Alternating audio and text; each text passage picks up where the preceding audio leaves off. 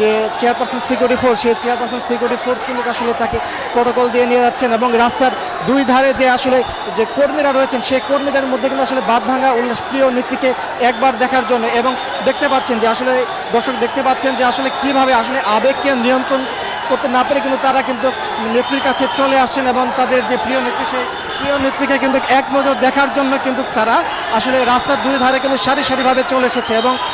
তাদের মধ্যে আসলে উল্লাস বিরাজ করছে,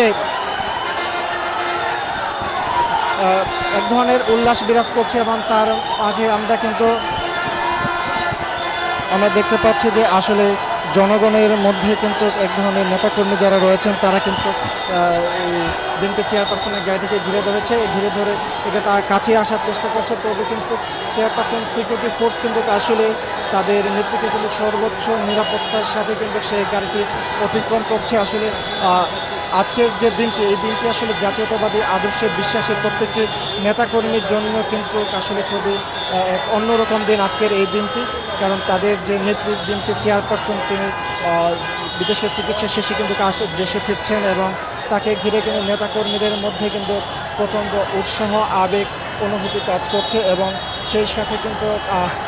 প্রত্যেকটি নেতাকর্মী কিন্তু বলছেন যে আসলে তার আজকে এই যে তাকে বরণ করে নেওয়া, সেই বরণ করার জন্য কিন্তু তারা সকাল থেকে কিন্তু দেশের বিভিন্ন প্রান্ত থেকে কিন্তু তারা এখানে আসেন এবং প্রিয় নেত্রীকে একবার দেখার জন্য কিন্তু তারা আসলে কিন্তু উৎসুক হয়ে আছে, উন্মুখ হয়ে আছে এবং তার গাড়ি বহরের কাছে যাওয়ার চেষ্টাও করছে। অনেকে আমরা সেটি দেখতে পাচ্ছি যে আসলে লন্ডনের উদ্দেশ্যে যাত্রা শুরু করেন, সেখানে লন্ডন ক্লিনিকে তিনি চিকিৎসা গ্রহণ করেন এবং সেই চিকিৎসা গ্রহণ শেষে 17 দিন তিনি সেখানে চিকিৎসা গ্রহণ করেন। চিকিৎসা গ্রহণ করার পর তিনি সেখান থেকে তার বড় ছেলে তারেক রহমানের বাসায় যান, সেখান থেকে তিনি পরে বাসায় থেকে কিন্তু তিনি লন্ডন ক্লিনিকে ডাক্তারদের চিকিৎসা সেবা গ্রহণ করেন। সেই চিকিৎসা সেবা গ্রহণ শেষে কিন্তু প্রায় 4 মাস পর কিন্তু তিনি আজ দেশে ফিরলেন। তার এই দেশে ফেরাকে কেন্দ্র করে বিএনপি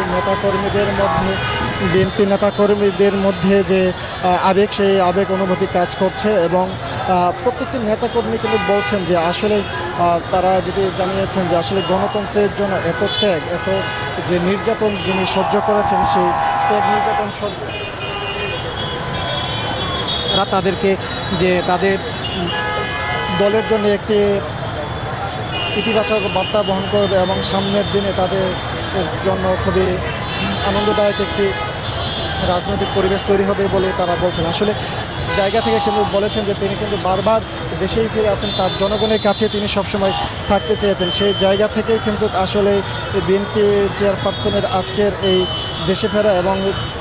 কর্মীরা কিন্তু উৎসাহ পাচ্ছে। বিএনপি নেত্রীর এই দেশে ফেরাকে কেন্দ্র করে কর্মীদের মধ্যে উৎসাহ বিরাজ করছে। তারা বলছে যে আসলে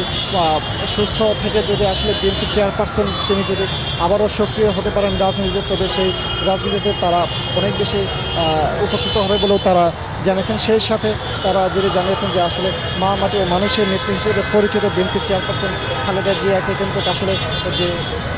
জুলুম সহ্য করতে হয়েছে, যেভাবে তিনি আপসহীন নেত্রী হয়ে উঠলেন, সেই আপসহীন নেত্রীর যে তকমাকে তাকে জনগণ দিয়েছে, সেই জায়গা থেকে আসলে তিনি সবসময় মানুষের জন্য, জনগণের জন্য, দেশের জন্য কাজ করে গেছেন বলে এখানকার উপস্থিত নেতাকর্মীরা জানিয়েছেন। আর ইতিমধ্যে আমরা দেখতে পাচ্ছি যে আসলে তাকে বহন করে যে গাড়ি ভর্তি রয়েছে, সেই গাড়ি ভর্তি কিন্তু সামনের দিকে অগ্রসর হচ্ছে।